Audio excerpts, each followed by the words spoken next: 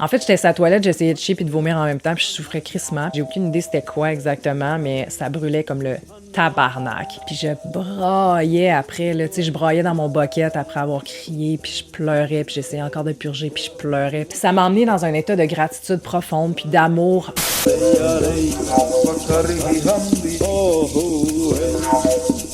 Fait que ouais, ce qui nous amène à la cérémonie 2. J'avais pas tant hâte, mais j'étais prête, puis je savais dans quoi je m'embarquais pour la deuxième cérémonie. Tu sais, même si c'est jamais le même buzz, c'est jamais la même expérience, puis que la musique était très différente, beaucoup plus active, puis tu sais, il y avait vraiment une autre vibe la deuxième soirée, puis c'est fait exprès pour ça. Mais tu le sais, là, tu connais ta crowd, tes voisins autour de toi, tu sais comment que les chamans sont hot, puis sont là pour toi, fait qu'on dirait que tu trust beaucoup plus, en tout cas pour moi, là. Donc, deuxième cérémonie, ça a commencé à 5 heures avec un breathwork. Fait que pour ceux qui savent pas c'est quoi, c'est des exercices de respiration précises avec, des fois c'est de la musique ou un rythme ou juste dans le silence, puis tout le monde, on respire en même temps un certain rythme et les rythmes changent selon ce que la professeure nous dit de faire jusqu'à temps qu'on rentre dans un état où ce qu'on est tellement oxygéné que des fois, on sent plus ses mains. Il y avait de la musique qui était vraiment parfaite pour les moments. On avait un cycle à suivre. On retenait notre respiration. Après ça, on laissait aller en laissant un bruit aller aussi en même temps.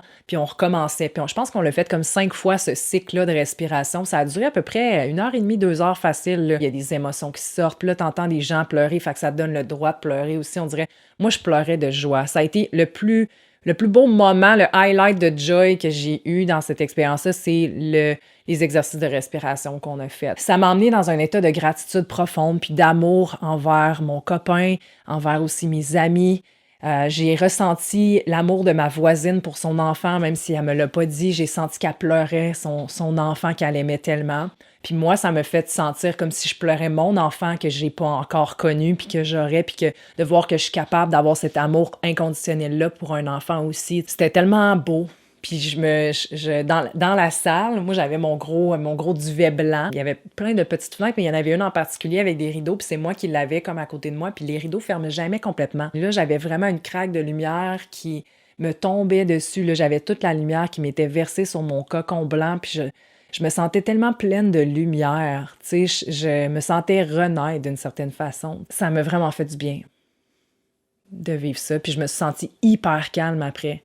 Tu sais, je suis quelqu'un qui, quand on arrive dans une pièce puis que c'est rendu mon tour de parler dans un groupe, mon cœur bat plus vite, je me sens stressée, je pense à ce que je vais dire, puis là, rien de ça. J'étais pas stressée à propos de ce que j'allais dire, ça a tout coulé naturellement, j'avais aucun stress en dedans de moi. Il y a vraiment quelque chose de powerful puis de libérateur si vous êtes pas rendu à faire de l'ayahuasca. Le breathwork, ça peut être vraiment une bonne option. Puis, tu sais, je suis sûre que vous allez trouver des cours en ligne ou même des podcasts ou des applications qui peuvent vous amener là. Tu sais, respirer, c'est un des plus gros pouvoirs qu'on a, je trouve. Bref, on a fait le breathwork. Et ensuite de ça, ils nous ont sorti des gouttes de yeux. Puis moi, j'étais comme, fuck, what the heck? Là, genre, non. Puis ils étaient comme, certaines personnes vivent ça différemment. Je savais que j'allais souffrir. Puis j'étais comme, pourquoi? Genre, pourquoi? Je pensais qu'on avait fini avec la crise de souffrance. Genre, tu sais, moi, ça me tente pas de souffrir aujourd'hui. Mais t'embarques dans l'expérience, puis tu le vis. Puis c'était pour aider à avoir plus de vision. J'ai aucune idée c'était quoi exactement, mais ça brûlait comme le tabarnak. Fait que là, ils mettent les gouttes, faut que tu trustes parce que ça brûle pis t'es comme, je vais-tu perdre ma vision, tu sais. Moi, j'ai crié de colère, pas au meurtre, de colère, là. Tu sais, j'étais vraiment en tabarnak qu'on me fasse souffrir, fait que j'ai juste crié vraiment fort. Puis après ça, ça a comme passé, tu sais, c'était plus des sons. Tout le monde l'a vécu différemment, mais il y a personne qui te juge vraiment, tu sais. Les gens, en tout cas, moi, je trouvais qu'on se sentait toujours relief pour quelqu'un d'autre quand cette personne-là osait owner ce qu'elle vivait. Fait qu'une fois que les gouttes passent, puis que ça revient normal, tu t'as pas de vision instantanément, là, tu sais, c'est comme tes yeux sont corrects, t'as pas de la misère à voir non plus, tu fais juste comme, bon, tu sais, ça fait plus mal. Puis là, c'est là qu'on commence la deuxième cérémonie. Là, cette fois-ci, j'ai pris des jujubes, je trouvais ça smart. Fait que ça peut être bien aussi de vous emmener peut-être de la gomme ou des pastilles si vous voulez pas avoir le goût dans la bouche. Mon intention pour la deuxième cérémonie, c'était de guérir dans la bienveillance et l'amour. J'avais le goût que ma deuxième expérience soit plus douce. J'avais pas nécessairement le goût que ça soit des pensées frénétiques, puis du self-talk vraiment dur, puis que je trouve ça rushant toute la nuit. J'ai purgé plus que jamais de l'énergie. J'ai pas vomi une fois pour vrai. J'ai pas chié non plus, mais j'ai purgé toute la nuit. J'ai eu mal au cœur. Tout de suite, quand on a pris l'ayahuasca, ils ont mis de la grosse musique intense. Les gens se sont mis à danser au milieu, ceux qui se sentaient... qui avaient envie de danser. Moi, j'aurais eu envie de danser, mais physiquement, j'étais pas capable. J'avais déjà mal au cœur à cause de la deuxième dose, puis je la sentais déjà qui traversait mon corps et mon esprit. J'hallucinais déjà. Fait que là, je voyais des gens, puis tout le monde avait un masque. Mais tu sais, ça me fait pas freaker. Là. Tu sais, dans le fond, l'ayahuasca, c'est comme être vraiment gelé, pour ceux qui ont déjà pris de la drogue. Là. Tu sais, vraiment gelé puis vraiment sous en même temps. Fait que t'es étourdi, mais aussi tu vois des affaires, les yeux fermés ouverts. Tu sais, quand t'as mal au cœur, tu vois tout le monde danser avec la grosse musique. Toi, tu veux juste que ça s'arrête. Tu veux que ça se calme. Mais en fait, c'est fait exprès pour ça. Tu sais, dans le fond, la musique, les choix, tout ça, c'est tout fait pour que tu vives ta propre expérience. Puis là, ce que j'avais besoin, moi, c'est purger ça de l'art. Au début, je me suis étendue, je relaxais, puis j'étais même plus capable de bouger un membre. Je me demandais même si j'étais capable de bouger genre un doigt. J'étais comme, oh my God, j'étais tellement deep dans la relaxation. Mon corps était presque paralysé. Tu sais, j'étais pas en panique, là. Mais là, à un moment donné, je me suis dit, j'ai mal au cœur, faudrait que je me lève. Fait que je m'imposais de m'asseoir pour vomir ou pour essayer de purger, pour arrêter d'avoir mal au cœur. Fait que je voulais pas souffrir. Fait que je me forçais à souffrir, dans le fond. Puis ça, c'est un learning que j'ai fait après ma deuxième cérémonie. Puis j'aurais aimé ça en avoir une troisième puis une quatrième pour expérimenter autre chose parce que dans le fond, si tu as besoin de vomir, tu vas vomir. À un moment donné, tu vas te lever puis tu vas purger. J'étais dans l'inconfort, fait que j'arrivais peut-être pas à aller où j'aurais pu aller si j'avais pas eu mal au cœur. Puis mon expérience, c'est ça. Ça a été de vouloir me forcer à purger, mais j'arrivais plus à purger. J'étais tellement fatiguée, je me sentais faible, j'étais pas capable de rien sortir. Puis c'était gros ce soir-là, on dirait. Tu sais, le soir d'avant, j'étais capable de purger certaines choses, puis là, je sentais que j'étais juste pas capable. Puis là, juste avant, j'ai eu un pop-up sur l'intention que j'avais faite, là, puis ça va faire du sens, là, OK? Fait que oui, j'ai demandé d'être guérie avec beaucoup de kindness puis d'amour. Oui, j'ai souffert physiquement, mais j'ai beaucoup, beaucoup senti d'amour, puis j'ai guéri à travers ça. Mon intention a été respectée, tout en m'amenant quand même ce que j'avais besoin, qui était de me rendre compte que je me forçais à purger. Puis je me forçais à souffrir, puis j'étais donc bien dure envers moi-même. Fait que bref, quand j'ai commencé à avoir trop mal au cœur, puis je sentais que là, c'était trop pour moi, là, cette vibe-là, je me suis levée, j'étais allée aux toilettes, à la salle de bain tout seul, puis j'ai essayé de purger, puis j'étais pas capable. J'étais vraiment découragée. Puis là, c'est la première fois où, cette soirée-là, je me sentais pas comme un burden, je me sentais pas comme un poids. J'avais pas peur qu'on m'abandonne si je demande de l'aide. Il y a vraiment eu un switch, vraiment déjà, dans mon cerveau pour ça. Un autre chemin qui s'est créé. Je me suis jamais rendu compte que je me sentais comme un burden dans la vie puis que c'est pour ça que j'avais peur qu'on m'abandonne, tu sais. Je me suis jamais identifiée à une personne qui a peur de l'abandon. Puis bref, j'ai demandé de l'aide à l'ayahuasca. En fait, j'étais sur la toilette, j'essayais de chier puis de vomir en même temps, puis je souffrais crissement. Puis j'ai demandé à l'ayahuasca qu'est-ce que j'essaie de purger présentement parce que j'étais pas capable. Puis ça, c'est tout dans ta tête que ça se passe. Je l'ai pas demandé tout haut, là. Puis j'ai tout de suite entendu la colère. Anger. Puis c'était beaucoup en anglais. Puis by the way, ça c'est un autre point. Je pensais que genre je comprendrais pas l'anglais, un autre langage. Dans le fond, tu sais, je suis quand même bilingue dans la vie, là. Puis j'avais peur de plus être capable de parler anglais ou de comprendre l'anglais. Puis tu sais, peut-être que ça se peut pour certaines personnes que ça arrive, mais moi, genre, j'étais au contraire, ça me venait beaucoup en anglais, toutes mes stories, ce qui se passait dans ma tête, mes pensées. Bref, j'ai demandé de l'aide. Quand j'étais rendue à genoux, en fait, couchée sur le plancher de la salle de bain, à limite brailler parce que je souffrais tellement, pas capable de sortir là, ce qu'il y avait à sortir. Parce que quand j'ai entendu la colère, là, j'ai tout de suite fait « fuck ». Dans ma tête, je savais que ça allait être impossible. Ou du moins, pas que je savais, je pensais que ça serait impossible à sortir. Je serais pas capable de laisser aller toute cette colère-là parce que c'est pas mal l'émotion la plus prédominante que j'ai dans ma vie. C'est tellement big que je me disais, je pourrais jamais tout sortir ça, genre. Fait que j'étais découragée, puis j'ai demandé de l'aide, puis une chamane est arrivée au même moment. Comme eux autres, ils l'entendent, ton appel. L'ayahuasca est comme, hey, il y a quelqu'un qui a besoin d'aide, là, faut que tu ailles voir. Elle est arrivée dans la salle de bain, elle m'a mis la main sur le dos à des endroits spécifiques, by the way, ils savent là, comment te toucher. Puis elle m'a dit, you need to let that anger go. Just let it go. J'ai le goût de brailler parce que je peux pas croire que cette personne-là a entendu, tu sais, qu'elle est tellement connectée à l'intuition, à la plante. Puis moi, ça m'a vraiment donné la confirmation que cette plante-là est vraiment intense, puis powerful, puis que tu peux connecter avec parce qu'elle savait qu'il fallait que je me libère de ma colère sans que je l'aie dit. Elle le savait. Elle a entendu, la plante lui a dit. Puis elle me l'a dit à moi. Puis là, elle s'est mise à me dire plein d'affaires. You're too hard on yourself. You don't have to suffer that much. It doesn't have to be that hard. You don't have to suffer. Puis c'est toutes des choses que moi, je m'impose beaucoup dans la vie. T'sais. Souffrir, être hors de ma zone de confort tout le temps, constamment. Puis je dis pas que c'est pas des belles choses, mais c'est trop. Je suis toujours trop dure envers moi-même. Puis la façon que je me parlais aussi la veille dans la cérémonie numéro 1, j'ai remarqué ça. Puis elle dit, je sais pas pourquoi ces mots-là, ils sortent, tu sais, puis je sais pas pourquoi je les dis, mais je sais que pour toi, ils font du sens. La plante me dit de te dire ça, puis genre, fuck, ça faisait du sens. Puis je sais que là, vous allez pouvoir dire, ah oui, c'est full générique, elle aurait pu dire ça à n'importe qui, mais je vous jure qu'à ce moment-là, c'est exactement ça que je pensais puis que j'avais vraiment besoin d'entendre. Anyways, elle a réussi à me calmer, faire en sorte que je me sente purgée, si on veut, puis de revenir à moi un petit peu. J'avais encore mal au cœur, mais à me placer sur un banc en dehors de la salle de cérémonie, un genre de bench. Puis j'étais devant la porte de cérémonie, mais je suis restée là, puis j'essayais encore de purger quand même. J'avais pas encore compris que j'étais pas obligée. Je me suis fait un ami là-bas, puis on n'est pas supposé interagir entre nous. C'est vraiment les chamans qui viennent te voir quand ils disent de ne pas interagir avec l'expérience des autres. Mais Julien, mon ami, est venu me voir, puis j'ai pas catché tout de suite que c'était lui. Là. J'ai juste senti une main sur mon épaule. Lui, il était debout, moi, j'étais assis. J'ai levé mes yeux, puis genre, je l'ai vu, puis il m'a juste dit « It's okay, you can let it out. » Genre, tu peux le laisser aller, c'est correct. Puis je me suis sentie safe. J'ai senti que j'étais en sécurité de laisser aller ça, puis que j'avais le droit. Même quand la chamane est revenue pour checker si j'allais bien, puis tout ça, puis me donner des couvertes, je repensais à son visage qui me disait ça, puis ça m'a aidé, j'ai purgé. J'ai purgé de l'énergie, j'ai purgé quelque chose qui a fait en sorte que je me suis sentie mieux. Puis là, j'ai été comme 1 heure ou 2 sur le bench couché, à vouloir rester là, parce que la salle de cérémonie, je me sentais overwhelmed, j'avais pas envie de retourner là.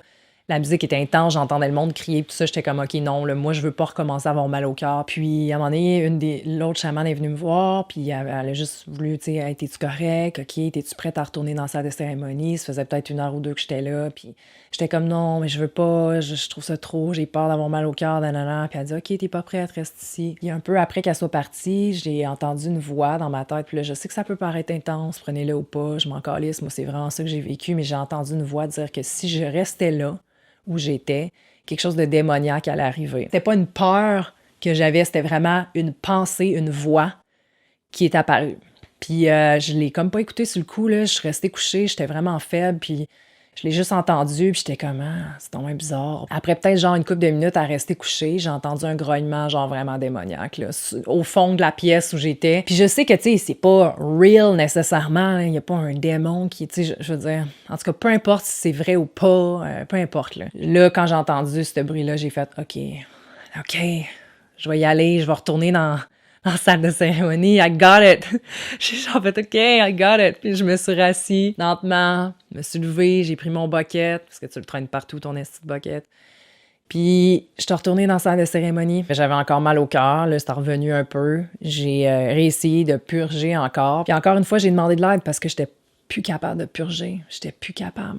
J'étais tellement faible, je braillais, j'étais désespérée. J'ai demandé de l'aide dans ma tête. Genre, ayahuasca, I need help. Une chamane est venue.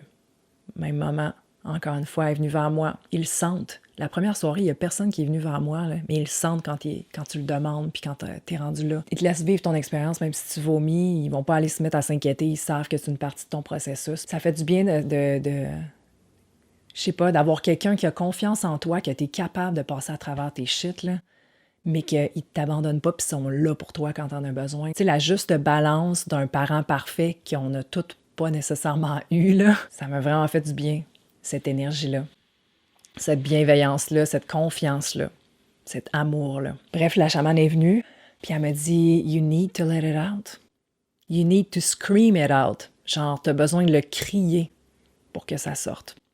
Puis au début, je voulais pas crier, là, j'étais comme « Wow, c'est un peu intense, là, tu sais, fait que j'essayais de le sortir à ma façon encore. Puis quand j'ai vu que ma façon marchait pas, à un moment donné, ben j'ai pas eu le choix de crier. Je l'ai senti qu'il fallait que je crie, là. Elle me l'avait dit, puis je l'ai senti, tu sais. Puis j'ai juste crié de colère, là, mais de colère, là. Puis je braillais après, là, tu sais, je braillais dans mon bucket après avoir crié, puis je pleurais, puis j'essayais encore de purger, puis je pleurais. Puis ça a été ça mon purging, si on veut. Puis c'est la dernière fois que j'ai eu à purger ce soir-là. Il était peut-être, je sais pas, 2 heures du matin. Puis je me suis étendue puis je me suis endormie. Puis vraiment un bon sommeil profond, et la musique est forte, là. Puis genre, moi, j'ai besoin de bouchons, j'ai besoin de tout mon confort. Quand je dors, là, j'avais pas de bouchons, puis j'étais à côté du monde, puis tout, puis je me suis juste endormie, man.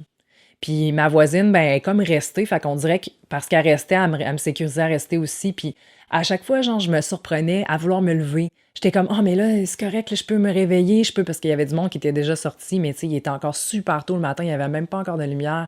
Puis moi, dans ma tête, j'étais encore dans la doueuse un peu, là, qui voulait se lever, puis c'est correct, là, je l'ai vécu, je veux aller parler avec le monde, mais j'avais pas la force, puis j'étais pas rendue là. Puis il y avait une autre partie de moi qui était plus forte, puis qui était comme, hey yo, non, t'as pas à faire ça, t'as pas à te lever présentement, tu peux juste rester là, t'es bien, arrête de t'imposer des affaires. C'était dans l'amour, là, c'était pas, hey, est-ce que tu te fatigante, là, ta gueule? Non, c'était vraiment comme, non, cool, pas besoin, ok.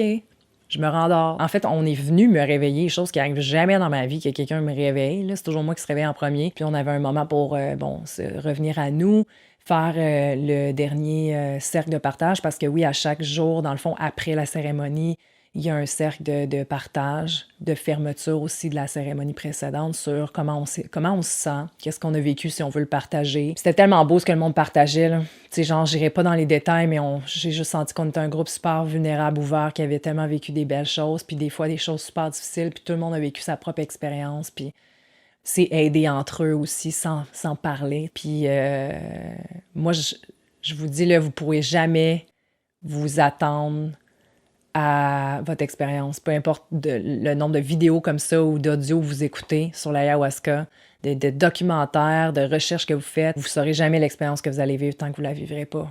Il n'y a aucune façon que vous allez pouvoir être préparé à ça tant que ça. Parce que moi, j'étais la plus control freak qui prépare tout dans la vie, mais ça, c'est quelque chose qui est...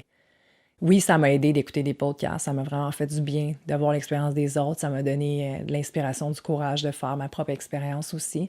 Mais les attentes, faut se calmer, là. Vous allez avoir votre propre expérience, puis ça va pas non plus transformer votre vie du jour au lendemain, là, puis pas de la façon que les autres l'ont faite non plus ou l'ont vécu, tu sais. Moi, ma vie, présentement, est normale, là. Je suis revenue à moi. Je me suis sentie super hangover les 2 jours après parce que j'avais comme pas dormi, puis je pense que c'est aussi l'ayahuasca qui quitte un peu le corps, puis ça prend tu sais, c'est vraiment comme si t'étais le lendemain de broche, en tout cas pour moi, là.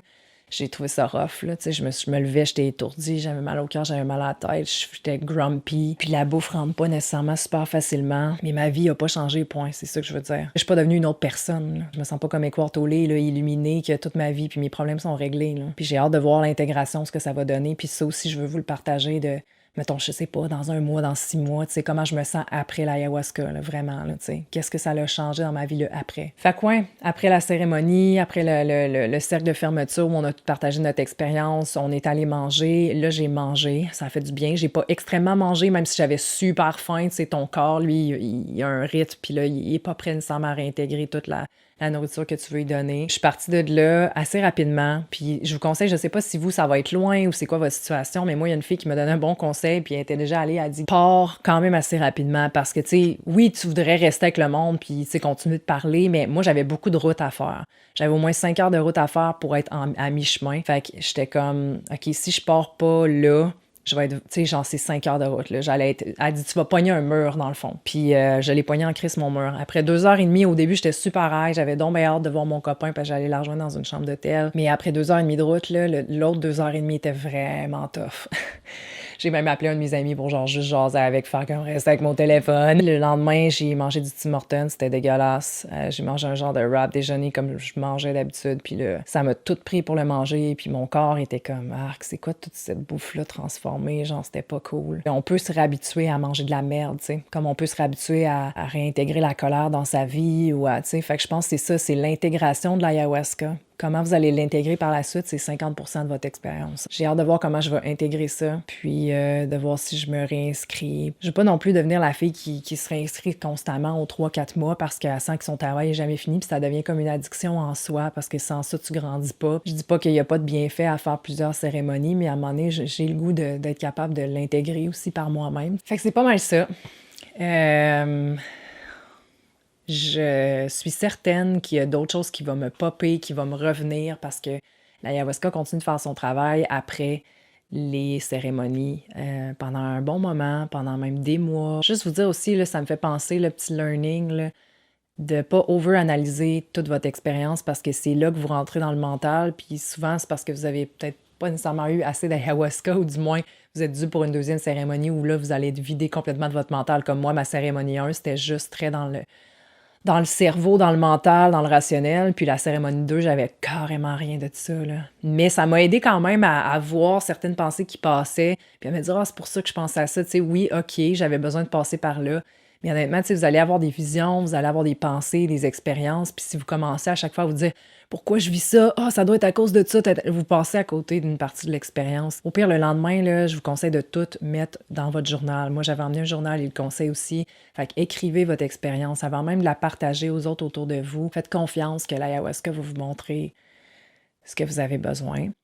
Puis, n'ayez pas trop d'attentes sur ce qu'elle est supposée de vous montrer, mais des intentions plutôt. Il y a des gens qui ont aussi une idée très négative de l'ayahuasca ou qu'ils connaissent quelqu'un qui connaît quelqu'un ou ils ont écouté un podcast, que ça s'est mal passé, puis tu peux jamais savoir ce qui va se passer de toute façon. C'est un risque comme n'importe quoi, puis il y a certaines personnes qui n'entendent pas l'appel, puis il y en a d'autres qui ne devraient pas le faire, puis ça, de toute façon, ça va être à partager avec la place où vous voulez aller, puis voir si c'est pour vous. Mais aussi de ne pas laisser l'opinion des autres teinter votre propre future expérience de la chose. Puis ton moment, il va arriver. Puis c'est peut-être pas maintenant. Moi, ça m'a pris 4 ans. Mais à un moment donné, ça arrive. C'est sûr qu'à un moment donné, il faut que tu prennes la décision que ça arrive, mais t'es pas obligé de forcer ton expérience, tu sais. Ça, je l'ai appris. J'ai envie de vous dire que si vous avez des questions sur l'ayahuasca, si vous avez une propre expérience à partager, vous pouvez le faire dans les commentaires. Ça va me faire plaisir de vous lire et vous répondre. Et même que je suis sûre qu'il y a des gens qui l'ont déjà fait qui vont pouvoir interagir entre vous dans cette belle communauté. So yeah! Merci de votre écoute, faire partie de cette belle communauté de gens ouverts qui désirent s'élever. Je suis extrêmement reconnaissante de vous avoir. Je sais pas comment finir cette vidéo-là, fait que je vais juste dire on se revoit bientôt. Puis Namaste, guys.